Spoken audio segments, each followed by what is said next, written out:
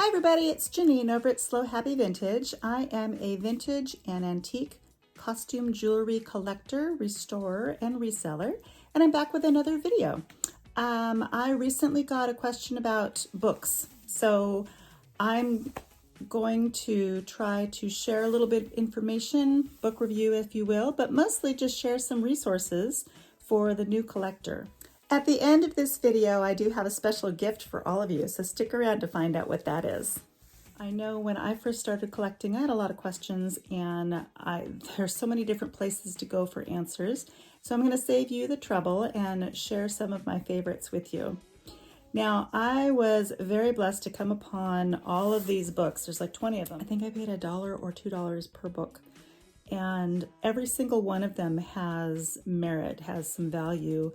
Most of them are out of print, but you can find a lot of them at your local public libraries. There are one or two that stand out. A lot of them probably aren't the best for new collectors, but I'm going to share a couple of them that I like and also some online resources that I think you'll find really helpful. So sit back, relax, and let's get into it. When I found these books, I really didn't know what I was looking for, what I wanted to find, so I kind of looked for all of the ones that were more of a broad review of jewelry. There are some that are specifics like Christmas pins and cameos, rhinestone jewelry. I also have a couple of Native American ones downstairs. But like I said, I like all of these books, but there are a couple that stand out for new collectors. I would have to say my two favorites for the new collector are going to be these two. This is Collecting Costume Jewelry 101 by Julia Carroll. And the other one is a DK guide. The reason I like these two books is that they're organized very well. They have beautiful photos, and they have a lot of the information that new collectors would want to have. Let's see if I can, I can zoom out, good. All right, so this is Costume Jewelry 101. And if you go through this, it starts out with an introduction on costume jewelry and things like when to buy, when to walk away. It will have lots of nice pictures from different designers. It goes over hardware, jewelry marks, whether or not it's a good investment, tips on where and how to source jewelry. It's just a really good overview. And then it goes into 4 recommended designers for beginners. These are good starter designers, things that are readily found, and lots of examples. So when you get further into the book, it will give you an overlay of different designers, and it'll give you the dates of their operation, a brief history of them, what their marks say, kind of their signature look and style, and then recommendations for when you find it. It'll talk about condition and whether or not you should pick up items from that designer that aren't in good condition. So anyway, it's just a really good overview. I highly recommend this book. Now, it's important to remember when you're looking at these books, most of them are price guides, and price guides were developed before the internet, of course. They're always out of date. They're pretty much out of date even before they're published. So you can't rely on any of the pricing. Pricing of jewelry changes weekly, sometimes even daily. Now, the DK Collector's Guide is also another beautifully put together book. This one is set up a little differently in that it's not organized necessarily from a beginner collector's perspective, but it has a wide range of interesting photos and kind of some different jewelry in here. Now, it's also important to remember when you're looking through these books, these are excellent resources to get a feel for designers' style and quality.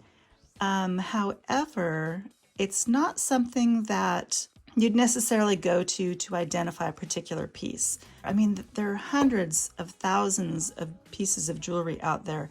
So the likelihood of you finding a book piece that is in one of these books is pretty rare. You might find something similar. I mean, it does happen, but it's not your go-to resource for necessarily finding a specific piece. I think identification-wise, it's easier to go online to find different pieces. I actually have this pin. Anyway, so that's this book. I highly recommend both of these. I'm going to link them into the description box on this video, and I'm not going to bother with all of them, but these two I'll definitely link. This book is kind of fun because it's titled 200 Years of American Manufactured Jewelry and Accessories by Suzanne Marshall. And it not only goes over jewelry, but it goes over other accessories like compacts and watch fobs and lighters and purses and different things like that. And it was brought to, and buttons, it was brought to my attention that costume jewelry was pretty much an American thing. Casey over at Olive's Vintage Market and I were talking about this, and other than, you know, a few designers in France, most of the costume jewelry came out of the United States. So that is another reason to explain why the interest from other countries is so strong in costume jewelry from coming out of the United States. You know, maybe it was a Hollywood influence, I don't know. People wanting to dress like the Hollywood starlets but couldn't afford real jewelry, and also Hollywood couldn't afford to spend money on their productions to incorporate fine jewels. So the designers got all over that.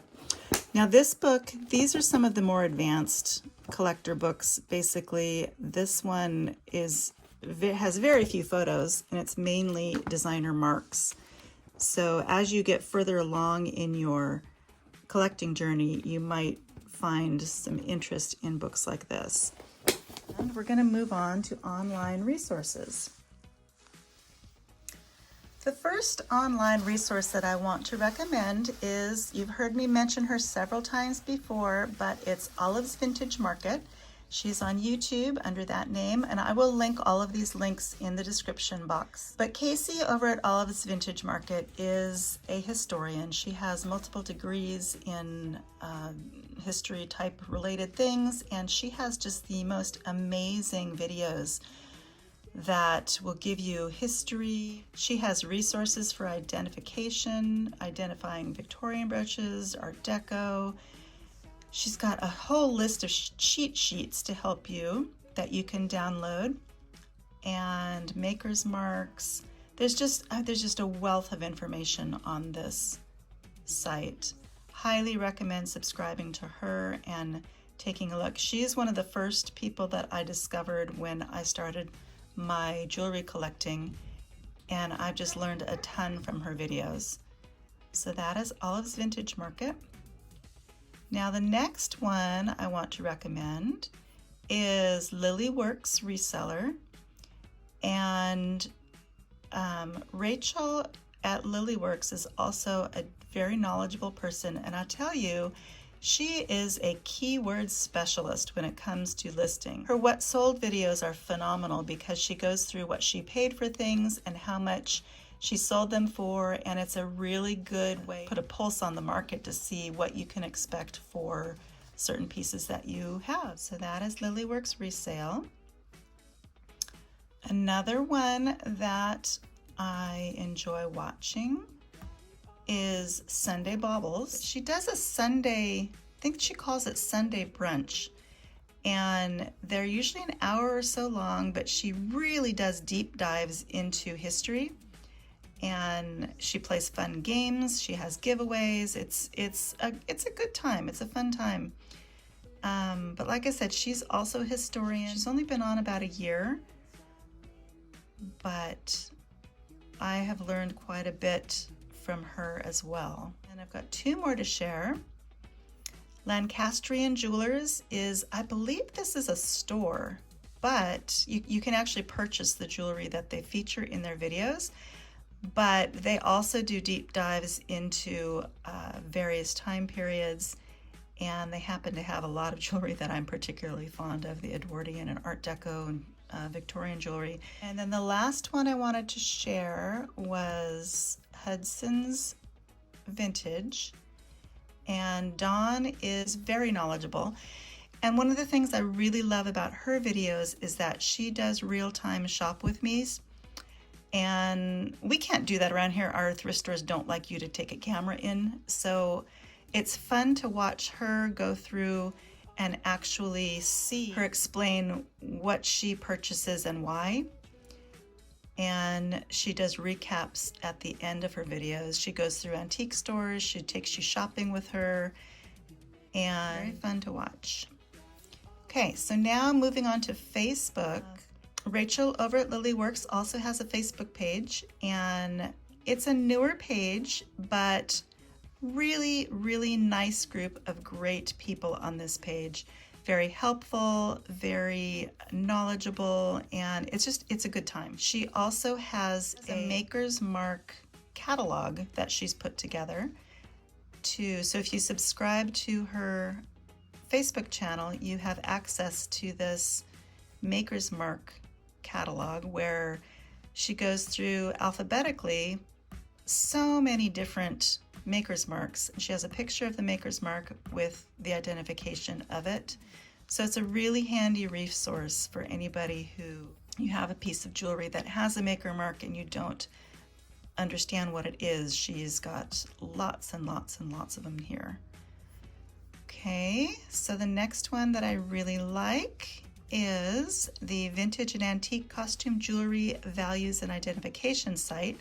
Another group of really helpful people. This is one of the few groups that will share values. They're great at identifying, and they're also great at saying, hey, you should expect to maybe get X amount of dollars for it. Can ask any type of question on there. They're very friendly. At least I've experienced them being very friendly. So that's another great one.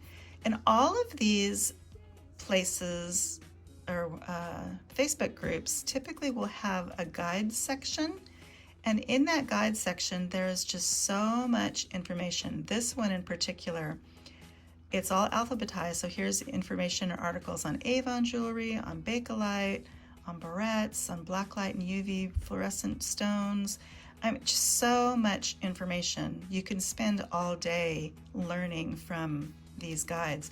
A lot of people don't realize that the guides are there. In Facebook, there are lots of groups specific to specific types of jewelry. So for instance, I have a lot of Native American jewelry and I had questions about it. So I found this group, which is the Native American Jewelry Forum.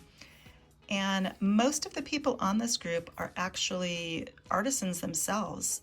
There are a lot of Native American people on this group that are extremely knowledgeable, and they have helped me so many times identifying different pieces. They do not share values, but wealth of information. There are also groups specific to Hattie Carnegie, to Shriners, to, like I said, if you want to delve deep into a certain type of jewelry, it's great to join some of these groups. Then I can't have this video without mentioning the Is It Juliana website. This website is kind of the go-to for Juliana jewelry. Juliana jewelry is not marked. It's typically very fancy rhinestone jewelry.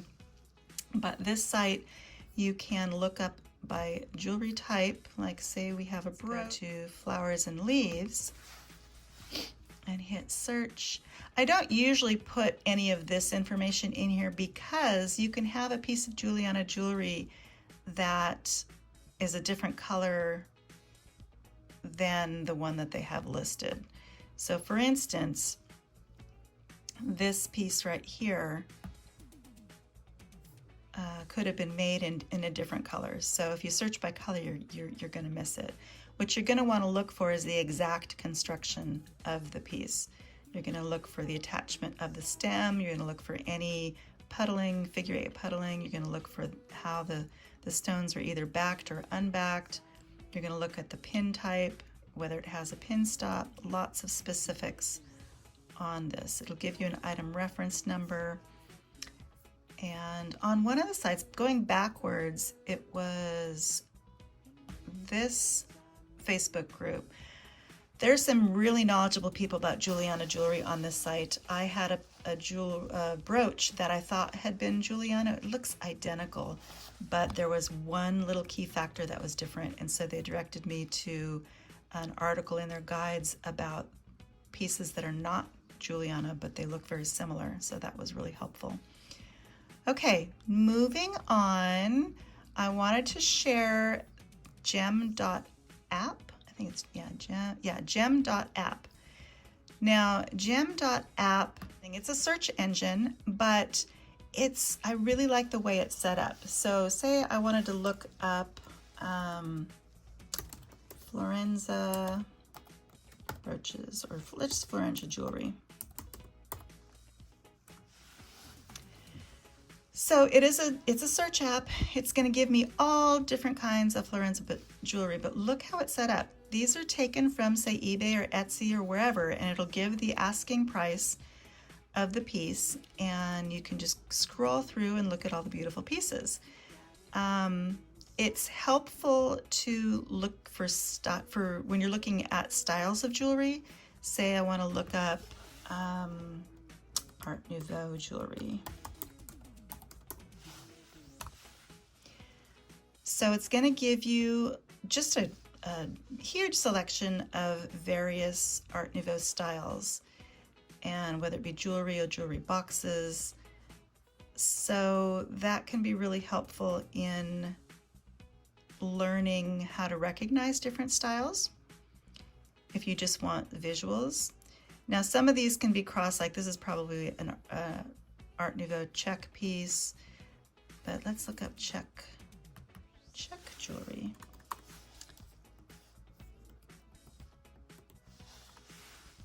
So these are pieces made in the Czech Republic or Czechoslovakia, depending on what time period. And wow, look at that. Anyway, Niger Brothers, or Niger, I'm not sure how you say that, is one of the makers of beautiful, beautiful Czech jewelry, and it is also not marked and very hard to identify. So if you're interested in that, there's a Facebook group specifically to the Niger Brothers. So just fun things to look at. And if you click on any of these, it'll take you to the actual site where that piece is listed if you wanted to buy it. Okay, the last site I wanted to share is the Costume Jewelry Collectors International. And this is a website that has just, once again, so much information. There are lots of articles off to the side. You can just go through article by article by article. There's tons of them.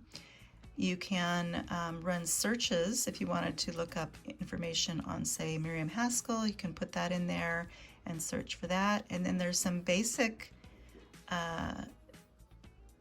links to starting or growing a collection, manufacturers, designers and styles, more resources, and a Mark's guide here too. So these are all sites, just have fun exploring. And now for your gift that I'm going to give you. Actually, I am not giving it to you. The writer of the book is giving it to you. I shared with you this 101 book that I like so much. And this Julia Carroll has written 4 books. She has a website where it talks about her 4 books, and she actually has come out with a 5th book that she is graciously giving to everybody on her website. So the Costume Jewelry 404 is free for you to read online. If you click on it on her website, here's the whole table of contents, and it's a really good book. Really, really good book. Goes through a lot of designers, not just older designers, but newer designers as well. And if you click on it, say I want to click on, let's go to Boucher. She'll give you dates of operation, a little history of the company, and then she'll go through a lot of his classic pieces and marks, and just, I mean, look, it's very extensive. How to recognize the different marks, mechanical. Oh, I have this brooch. Anyway, lots and lots of good information. So highly recommend visiting that. Okay, so that's it for today. I hope you enjoyed this video and got some information that you hadn't had before from it. I will go ahead and link all of the links to the different websites and Facebook pages and such in the description area. And I will look forward to seeing you in the next one. Please like, share, and subscribe, and have a great week.